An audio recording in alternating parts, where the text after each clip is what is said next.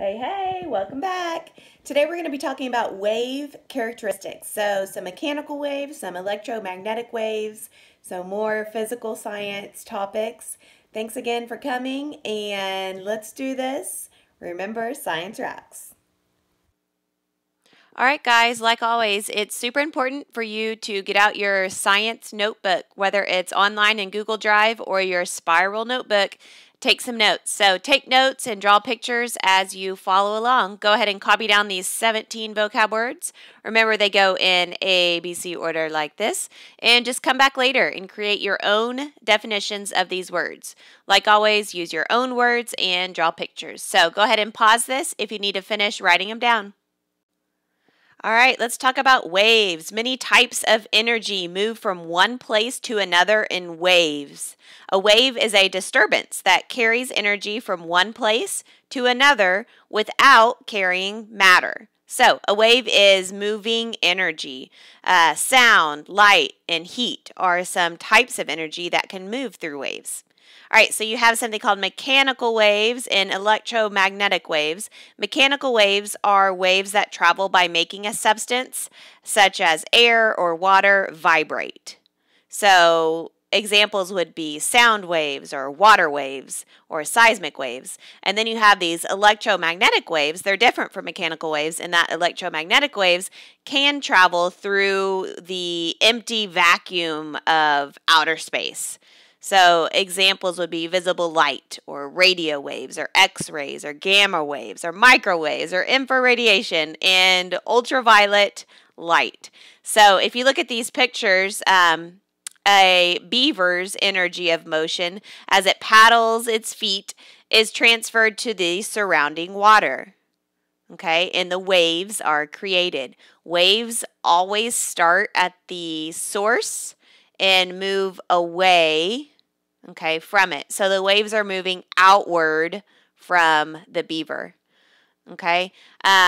Sound waves, water waves, seismic waves are all examples of mechanical waves, okay? Sound waves can travel in any type of matter, really, including air, water, walls, and even the human body. So the energy in sound waves makes matter move by vibrating.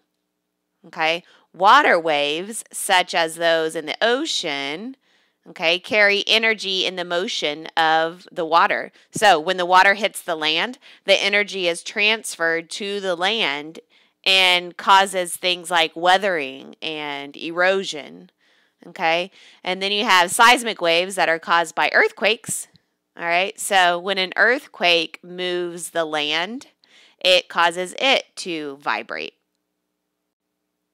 All right, a little bit more about mechanical waves. So when an object vibrates, its vibrations form mechanical waves that can travel through solids, liquids, or gases in a series of ripples that move away from the object and disturbed nearby particles. So as each particle is disturbed, it disrupts the particle next to it. And this moves the wave through the material from particle to particle. Okay, so an example of mechanical wave carrying its energy through different materials can be observed when a loud, low sound, such as maybe low music, creates ripples in liquid inside a nearby glass of water. So waves can be classified based on how they affect the medium that they travel through. Okay, so we can classify those into transverse waves and longitudinal waves. Okay, so a wave moving along a rope is an example of a transverse wave. So when a transverse wave moves through a medium, the medium moves at right angles to the direction in which the wave travels. Okay, so you have this man, and a man moves one end of a string connecting tennis balls up and down. Okay, so the man is doing that. So the wave moves from left to right, but each tennis ball goes up and down. Okay, so you can see the different wave motion and energy, and then the direction of the medium oscillation is up and down, and here's one wavelength. Okay, so that's a transverse wave. All right, so when a longitudinal wave travels through a medium, the medium moves back and forth in the same direction in which the wave travels. Okay, so you can look at the direction of the medium oscillation as the same direction as which the wave travels, and then this one in transverse, see, it's the going up and down here, and the direction is going this way. Okay, so in a longitudinal wave. So let's say a knock on a door, okay, someone's knocking on a door, causes sound waves to travel through air particles. So the wave moves from left to right, okay, left to right, and each particle oscillates from left to right. And then you can see one wavelength. Okay, so each mechanical wave can be identified by characteristics such as wavelength, frequency, amplitude, and speed. So this diagram here shows some of the wave characteristics of a transverse wave. And this diagram down here shows some of those wave characteristics of a longitudinal wave. Okay, so in this longitudinal wave, each oval here represents a particle carrying the energy of the wave. Okay, so let's talk about wavelength. Okay, we've got wavelength. Wavelength is the distance from a point on one wave to an equivalent point on the next wave. So the wavelength of a transverse wave up here is the distance between adjacent wave crest. So crest is when it comes up to its highest point. So from this crest to this crest would be one wavelength. Okay, the wavelength of a longitudinal wave down here, and it's sometimes called a compression wave. Okay, so longitudinal wave, compression wave. The wavelength of that is the distance from a point of one compression to the point of the next compression. So compression, think all these really close, tight ones. Okay, to the point where it's next closely compressed right here. Okay, so from there to there would be one wavelength. All right, and then we have something called frequency. Frequency is the number of complete waves or cycles that pass a fixed point in a certain amount of time. Okay, so high frequency sound waves have higher pitches than low frequency waves. All right, and then we have amplitude.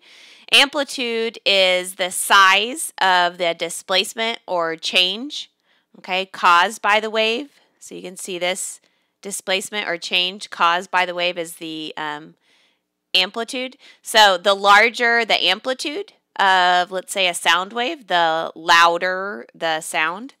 Longitudinal waves with large amplitudes exhibit more compression, okay, at points of compression.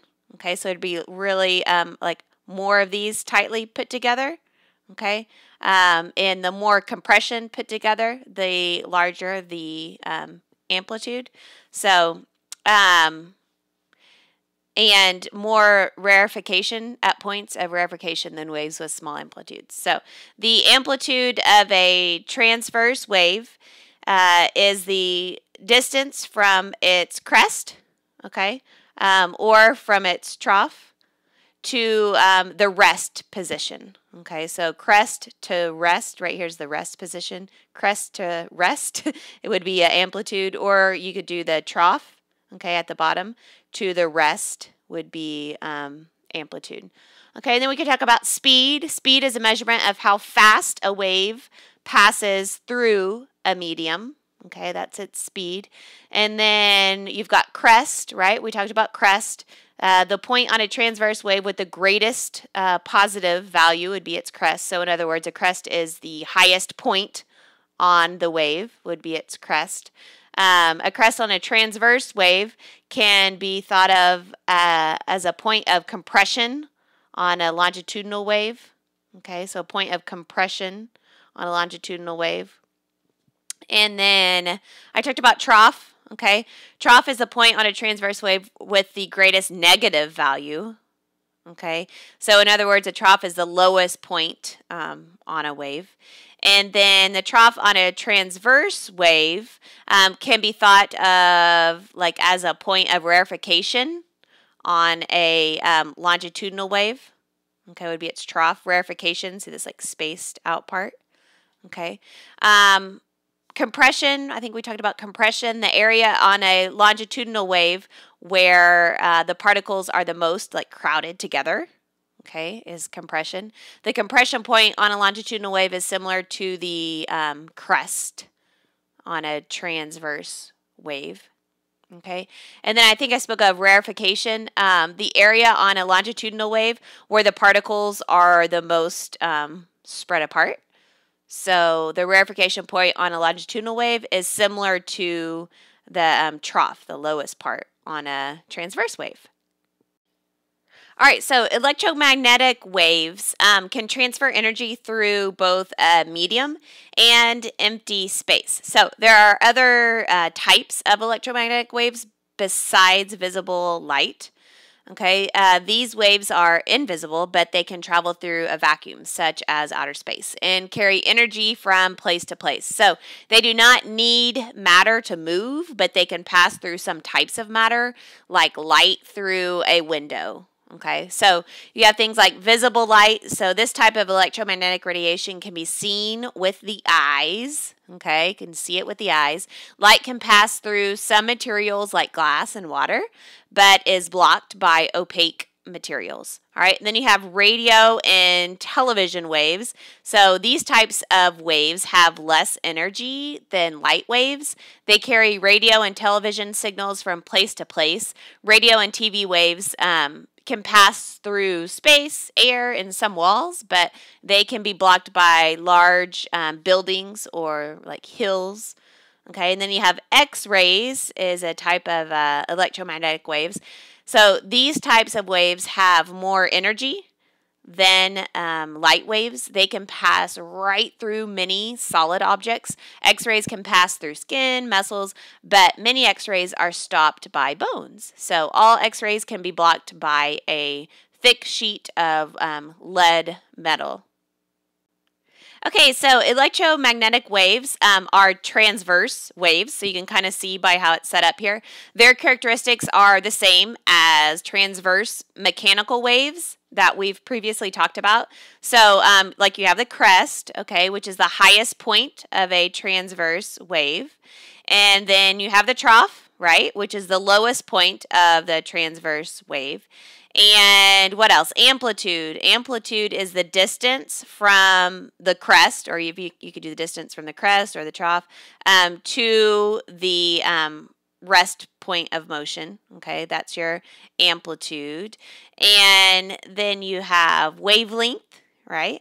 Wavelength is the distance between a point on one wave and the identical point on the next wave. So this is from trough to trough wavelength, or you could do from this crest to that crest would be a wavelength. And then also if you see this symbol that's like, let's see if I can draw it, like that, that would be wavelength. And then frequency is the number of wave crests that pass by a point each second. Okay, so frequency is the number of wave crests that pass by a point each second, and it's measured in hertz. Okay, so if you want to talk about frequency, you'll see like a lowercase f for frequency, and it's measured in hertz. So also, like 1 hertz, hertz is Hz, 1 hertz is equal to 1 wave per second. Okay, and then you will hear about speed. Okay, speed, we'll use a lowercase s for speed. Speed is how fast a wave is traveling. Okay, and speed actually equals to the wavelength, remember we talked about this, wavelength, times its frequency. Speed is wavelength times frequency. So electromagnetic waves travel more slowly through media than through space, and their speed through media varies depending on their frequencies and the types of media involved. So, for example, when light travels through a prism, okay, the light separates into individual colors. So the violet light is slowed down more by the medium than is the red light. So the violet light is slowed down more than the red light is, okay, because the violet light has a higher frequency. So therefore the violet light is bent the most, okay, since it has the highest frequency. All right, so a wave's speed, frequency, and wavelength are closely related to one another, and each one of those factors can be calculated from the other two. And then also a wave's amplitude is related to its energy. So when we're talking about speed, remember it's a lowercase s. When we're talking about frequency, it's a lowercase f, and then wavelength is this symbol. Okay, so if you remember this one equation of speed equals frequency times wavelength, you can always figure out the rest. Okay, so say you want to figure out, you need to know its frequency. Okay, you need to know its frequency. So if we want frequency on one side of the equation, remember you can just divide by wavelength here. Divide by wavelength. Okay, and so that would cross off these wavelengths, right? So now you have frequency on one side of the equation, okay? So frequency equals speed divided by wavelength, okay? And I like to write it the other way. So frequency equals speed divided by wavelength, okay? And then if you go back to our original little equation here, where we just have the one that we remember, speed equals frequency times wavelength. Like let's say you need to figure out wavelength. Okay, so this time we need to know what the wavelength is. So we can divide by frequency this time, right? Divide by frequency, and it crosses off the frequencies. So now you have wavelength on one side. Wavelength equals speed divided by frequency. Okay, or flip that around. So wavelength equals speed divided by frequency. So see what I mean? If you at least remember this first equation of speed equals frequency times wavelength, you can figure out any of them. Okay, so speed equals frequency times wavelength, and I showed you how to figure out how frequency equals speed divided by wavelength, and how to figure out that wavelength equals speed divided by frequency. Okay, and then there's calculating wavelength from speed and frequency. So let's just do an example. So you've got JoJo here is trying to shout to Johnny, okay, who is across a baseball field from her. So if the speed of sound through air is 343 meters per second, so we've got 343 meters per second, and the frequency of JoJo's voice is 810 hertz. Okay, so the speed was that, and the frequency is 810 hertz. Okay, what is the wavelength of sound that she produces? Okay, so if you don't know how to come up with this equation of what is the wavelength, remember just to start with this first one and figure out, okay, what would I need to do to figure out what the wavelength is? Okay, so we know that wavelength equals speed divided by frequency. Okay, it gave us the speed. It said that 343 meters per second was the speed. So we're just going to divide that by the frequency, and it gave us the frequency of 810 hertz. Okay, so if we divide that out, it would be 0.42 meters. Okay, so you just start with the version of the wave equation that has been solved for wavelength, and then substitute the given values. Okay. All right, and a little bit about energy and amplitude. So the amount of energy carried by a mechanical wave is related to the wave's amplitude, right? So the greater the wave's amplitude, the more energy it permits. So this would be like a, change colors here, high amplitude and high energy, right? And then this one would be low amplitude and low energy. Okay, the energy carried by such a wave is actually proportional to the square of its amplitude. So you could write that out if you'd like. Let's see, we'll do energy.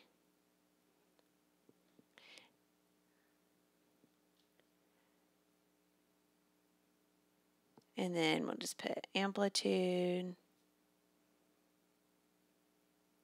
squared. There you go. So the amplitude of a wave is doubled, okay? And the energy it transmits is actually quadrupled. All right, and then for sound waves, amplitude is actually related to loudness. So sound waves with higher amplitudes produce louder sounds, while sound waves with lower amplitudes produce quieter sounds. You could have, let's see, here we go. You could have high amplitude. I'll do this. Let's make this bigger. Could have high amplitude. There we go. And very loud. And then you could have low amplitude and quiet would be more like this, spread out. Okay. Sound waves traveling through air are longitudinal waves. So the amplitude of a longitudinal wave is largest when the difference between the number of particles in each compression and rarefication is the greatest. So sound waves with large amplitudes have more particles at points of compression and fewer particles at points of rarefication. So these waves transmit more energy and sound louder. All right, I know that's a bunch of info all at once, so make sure to watch these other two videos sometime when you get a chance. Okay, practice question time. So this one is an example of a cluster question that you'll get. You will get like all this info, and then you will be asked to answer a few questions over this same info. Okay, so let's go through the information, and then we will answer some questions. So study the information, then answer the questions. Some students in the middle school band wondered how their instruments make different sounds. They did some investigations to find out more about sound waves, their patterns, and how to model them. In the first investigation, one student filled 3 bottles with different amounts of water. So we've got 1, 2, 3 with different amounts of water. The student blew across the top of each bottle. He made sure his breath was the same each time. He listened to the pitch of the sounds that it produced. The picture shows how the student set up the bottles, and this data table shows the results. So the measurement for distance air travels right here is how far air can travel from the top opening down into the bottle. So this distance of air here in centimeters. And then we've got the 3 bottles and then what the pitch sounded like. All right, so next the student used data they found on the internet to make a sound wave graph. Okay, their graph shows the air pressure and frequency of the sound wave made by air vibrating in a bottle during 0.02 of a second. They found data for air blown into the same size bottle they actually used in their investigation.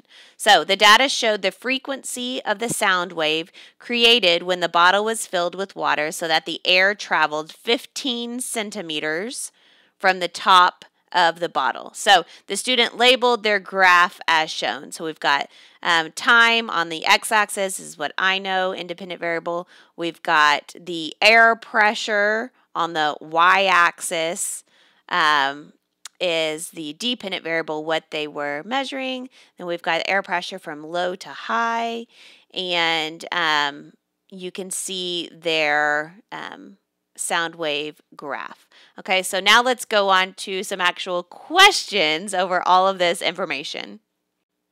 All right, so both of these questions come from that original information that we just read about. So let's look at number 1. How will the sound wave graph change if the student blows with more force on a bottle to make the sound louder? Okay, so go ahead and pause this and see what you come up with. Okay, so if you kind of remember what the graph looked like, let's just draw that out. Let's see. You had time down here on your x-axis in seconds, and it started with like 0. It went to 0.02 seconds. And then on your y-axis, you had air pressure. And let's see, they called that W, okay? And it was from low to high air pressure. And then you had this middle to go off of. And then you've got your waves going on. Okay, and then from here, let's change colors here. From here to here, they called that Y, so that would be like your amplitude, okay, from like the top crest to the middle. And then they had this labeled out from here to here. They had labeled Z, and that would be like your wavelength, okay, like one wavelength. So we've got the amplitude and Y here, the wavelength and Z, and they labeled this X midpoint here, and then they had, remember, the air pressure labeled W from low to high. Okay, so now when we look at our answer choices, this will kind of make sense. So how will the sound wave graph change if the student blows with more force on a bottle to make the sound louder? Okay, to make the sound louder. So W values will increase. So you are going from low to high, you're making it louder. So far I'm going to pick A. Okay, W values will increase. Let's see. Okay. B, X will change positions. Let's look at X. Oh, X is just this midpoint, so that's not going to change. Y, distance will decrease. Okay, so if we're blowing with the greater force and increasing our W, this C is saying Y distance will decrease. Oops, will decrease. So no, it's not going to decrease. It might increase. Okay, so that's not good. And then Z distance will decrease. It's talking about the wavelength this way. Okay, so if we blow with more force on the bottle, your air pressure, that's you blowing, your air pressure is going to increase. So we're going to stick with the W, the air pressure for A. All right, and when we look at 2, which statement best explains why the student's model changes even though air is blown in the exact same way into bottles 1, 2, and 3? Okay, so let's see here. W increases as the amount of air in each bottle increases. You've got X has a different position in each of the bottles. No, okay. Y, here's Y, the amplitude. Y increases as the size of the bottles change. We didn't change the size of the bottle. Okay. Z decreases. Z is talking about the wavelength. Z decreases as the vibration rate of air particles in each bottle increases. Okay, so let's read D again. Z, so the wavelength decreases as the vibration rate of particles in each bottle increases. Okay, so that one makes sense. So it's saying as the vibration rate of air particles in each bottle increases. Okay, so that would make it go like up and down more like this, right? So if it did that, then Z would be the wavelength, okay, crest to crest or trough to trough. It would decrease. See, it shortens. Okay, so we're going to go with D for number 2. All right, let's look at number 3. Heather and Haley are modeling the movement of a wave using a rope. So when Heather gives one end of the rope a quick up and down shake, a wave travels down the rope towards Haley. Okay, so look at this picture, and which arrow in the picture shows amplitude of the wave, okay? If we remember that amplitude describes the distance that the peak or like the crest or the trough of a wave is displaced from the center of the wave. So we need to find the arrow that is either from the trough to the center or from the crest, the peak to the center. So pause this and see if you can figure it out. All right, so it looks like we are looking at the answer choice D for Y because it's showing the distance from the trough to the center for the amplitude. All right, number 4, Maria determines the wavelength of a sound wave is 2.5 meters and the wave is traveling at 340 meters per second. So the question is, what is the frequency of the sound wave, okay? So if we remember that frequency, speed, and wavelength are all related to one another, remember the equation speed equals wavelength times frequency, okay? But in this case, we want to know what the frequency is, okay? So remember, you can just divide by wavelength, cross those off, okay? So we know that frequency is going to equal speed divided by wavelength. Okay, so based on this equation, you can calculate that out. So it said that the speed was, traveling at, so that's going to be your speed.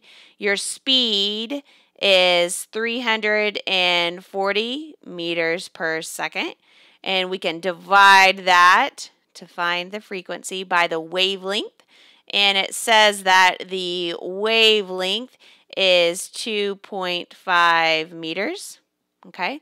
So if we divide that out, you'll see that the frequency is 136 hertz. All right, number 5, kind of like number 4 a little bit. Jake calculates that the frequency of a wave is 230 hertz, so this time we know the frequency, and the wave is moving at a speed of 460 meters per second. So this time, what is the wavelength of a wave? We need to know what the wavelength is. Okay, so if we stick to that one equation of speed equals wavelength times frequency. This time we want to know what the wavelength is. So let's divide by frequency, cross those off. So we need to figure out what the wavelength is. So wavelength equals speed divided by frequency. Okay, and it says that it was moving at, so that's your speed, of 460 meters per second, and divide that by the frequency. It told us the frequency of the wave was 230 hertz, okay? And divide that out, and you will get 2.0 meters for your wavelength. So after you have fully mastered wave characteristics and everything about it, you should be able to create a project or a presentation, an experiment, something to show that you can use mathematical representations to describe a simple model for waves that includes how the amplitude of a wave is related to the energy of the wave. So do that for your teacher, and good luck.